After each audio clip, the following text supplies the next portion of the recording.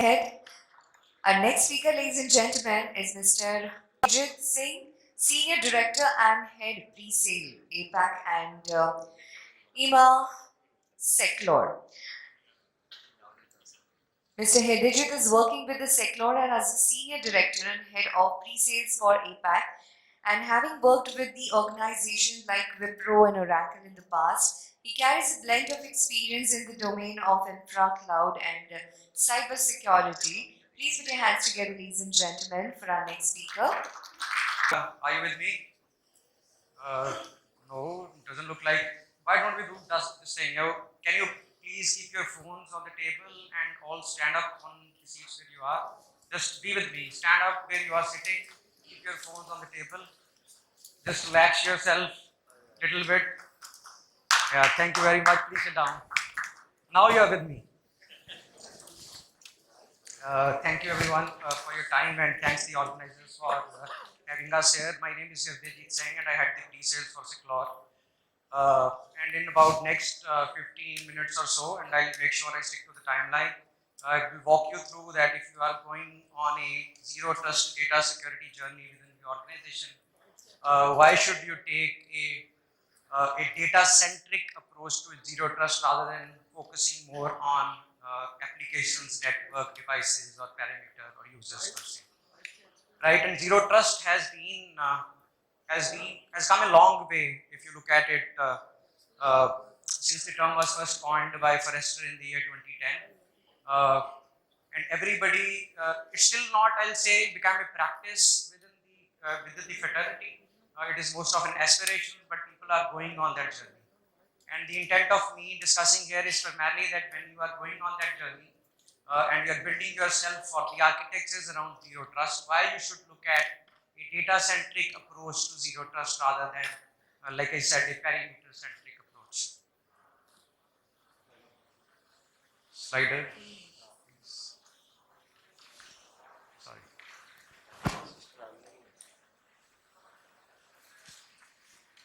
All right, and we all know the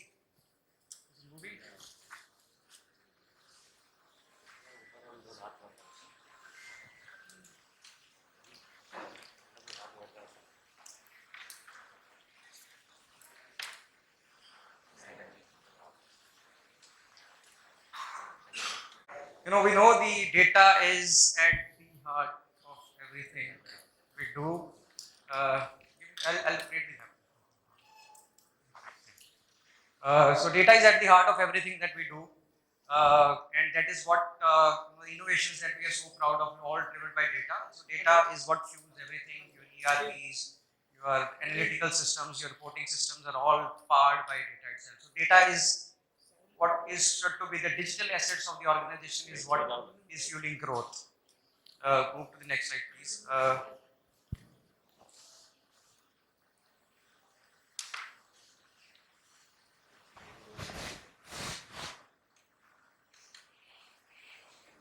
Is that data, which is a core asset of the organization, is traveling through boundaries. Primarily because whether we are a product company or a service company, if we need to innovate, if we need to grow at the scale we want to, we can't build every expertise in-house, which means that some of our intellectual property, critical data assets will be shared or collaborated internally and with our external providers, our auditors, our legal service providers, outsourcing service providers, payroll service providers, so on and so forth.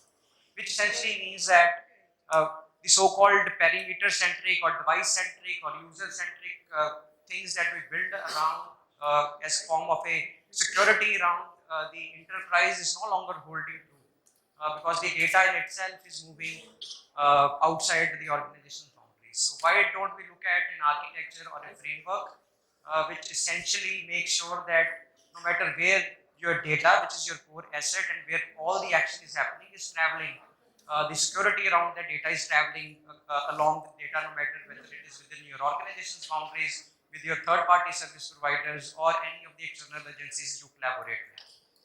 Now, it is not that the organizations are not aware that they have to invest in these tools, technologies to secure their data, but the traditional approaches have been something which we call as that you end up chasing your data. Right? Think of it like this: you have data within your app on the endpoint, and you have EDRs or solutions like that on the endpoint securing access to that data, and there are different set of policies governing access to that information. Now the same data is uploaded to an enterprise application. Now there are different set of rules, policies, WAFs, the encryptions on the application databases, and different set of policies now governing that data. Now you are downloading the data from the application, the DLPs are coming into play. You are sending the data and attaching it to an email, sharing it with your internal and external service providers. The email DLP policies come into play. Now you upload the data to 365, you upload it to Teams, you send it to Google Drives. Now there are CASBs, and with their CASB policies coming into play. Right. So what you end up doing there is that you have multiple set of policies, and you have data traveling, and then you are chasing the data. The data is going to email, you are chasing data, setting policies on email. Your data is getting uploaded to cloud, you are now going to CASB, setting up policies there. So what you end up doing is that you kind of end up chasing your data, right? So what we intend to do here is that at the end, what happens is that your people get overwhelmed, your policies get overwhelmed, and there is no innovation that you're driving through whole of this process, right? So intent here is that why don't we look at an architecture which ensures that your policies are common across, no matter the data resides is at rest or in motion or traveling across boundaries. There is a common policy governing the access to that data, right? And that's why we come to thinking on what should be our approach now when we look at approach wherein we have a common policy framework governing that data. And some of the thoughts there when we look at building a zero trust architecture in our network or in our enterprise primarily is that why don't we look at some of these things while we're building that approach. And one of that is, for example, is that while I am getting access to the device or to the network, does it also mean that I should have access to the data itself? Right? I am getting, for example, I am getting into the corporate network via VPN or a no VPN connection, but I am inside the organization. Does that mean that I should have access to the entire data sets within the organization? Right? Can I control that? Am I within the network? I have access to the device, for example, file server or a cloud repository. Can I ensure that I do not have free access to everything within that cloud repository? Can I control that?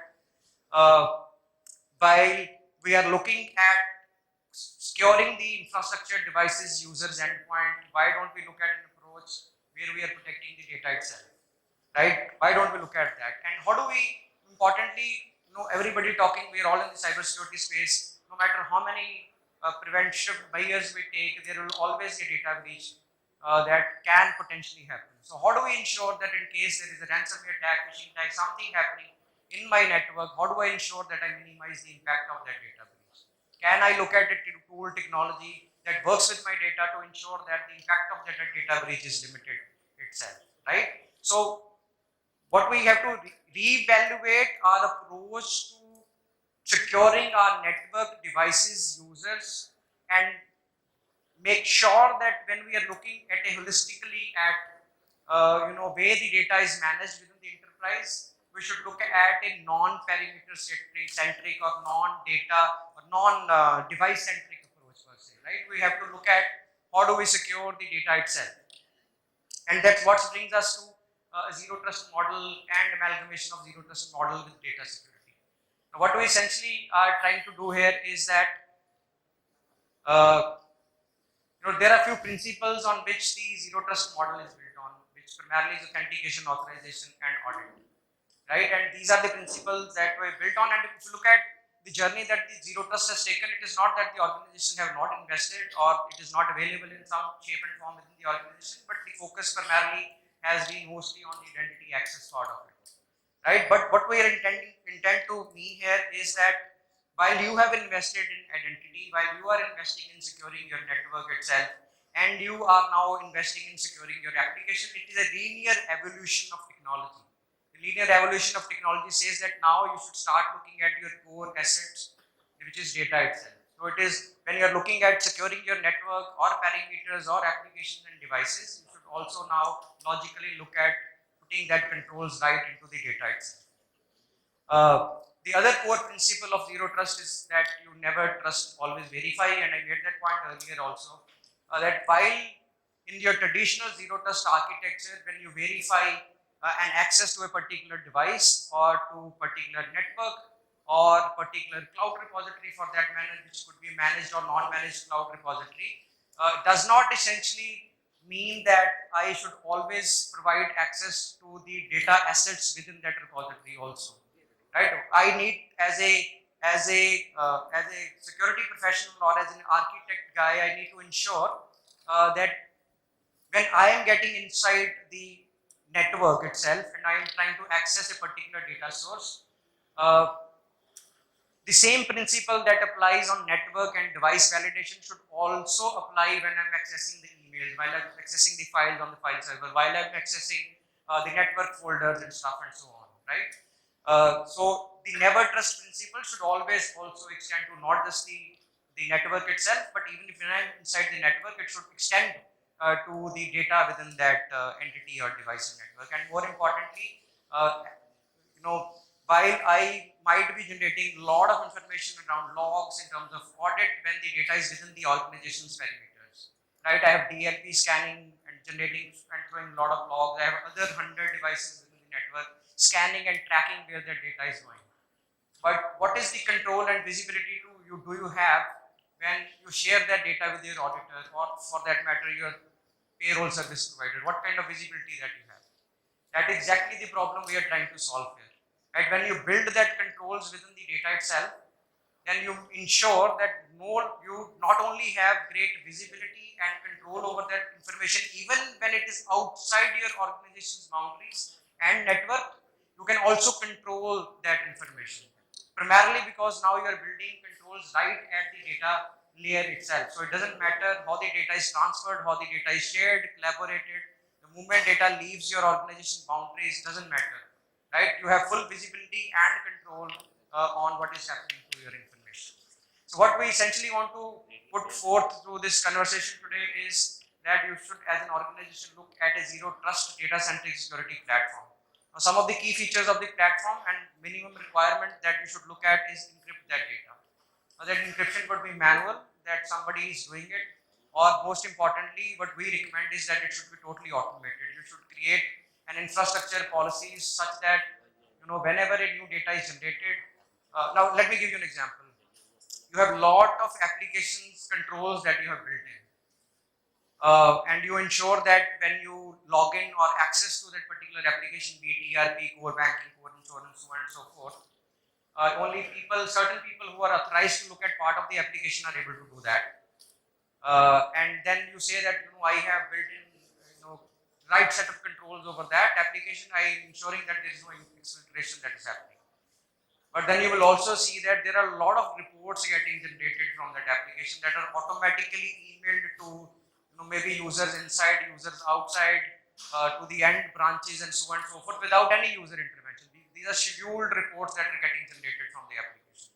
A person is logging to SAP, I am authorized to do that, but then I run a report and I download the report. Now that report that gets downloaded from the application itself, that is not governed by your application policies and control.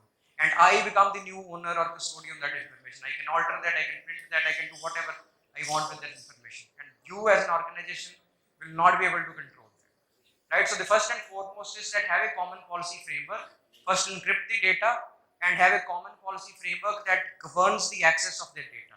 So when you have a DCS zero trust platform, what it will ensure is that whether you are sending an email to an external party, whether you are downloading that information from an authorized application which you intend to do, whether an email is automatically getting generated and sent to internal and external employees, there is a corporate communication that is happening. Finance is communicating between themselves, HR is communicating with internal or external employees, for example, so on and so forth.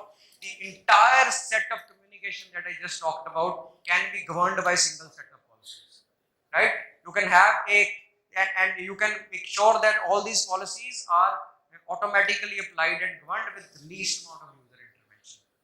Right. The next one is, of course, the policies that get applied stays with that information forever, which essentially means that there is no backdoor entry. Once you ensure that you have applied controls over that data, you have encrypted that data and put granular controls over that data. That granular control stays with that document email file forever, right? Essentially meaning that for the life cycle of that information, you have full visibility and control on what is happening to that information, right? And last but not the least, if you look at the things we talked about earlier, DLPs, CASPs, WAFs, EDRs and all of that, there are different sets of information, logs, audits being presented to me at different stages of the life cycle of that data asset that is moving through the organization.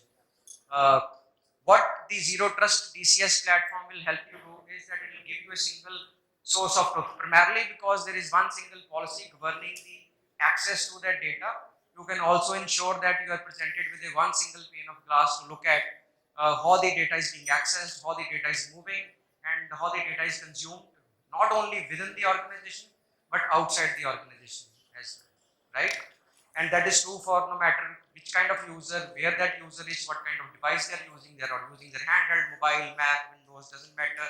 No matter which applications you are using the data from, who is emailing to whom, internally, externally, all of that data doesn't matter. You are being protected throughout the life cycle, no matter where that data travels. So what Seclore offers you, of course, is the data-centric security platform with the inheriting capabilities of information rights management and data protection that can not only secure you from data exfiltration, intellectual property protection, more importantly, third-party risk.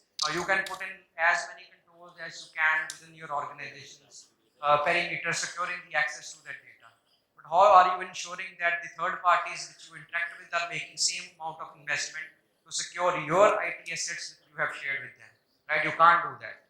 What if a breach happens at a third party? So if you are protecting or building controls right at the data layer itself, no matter there is a ransomware attack, phishing attack happening even at your third party, your data, which is your core intellectual property, is secured.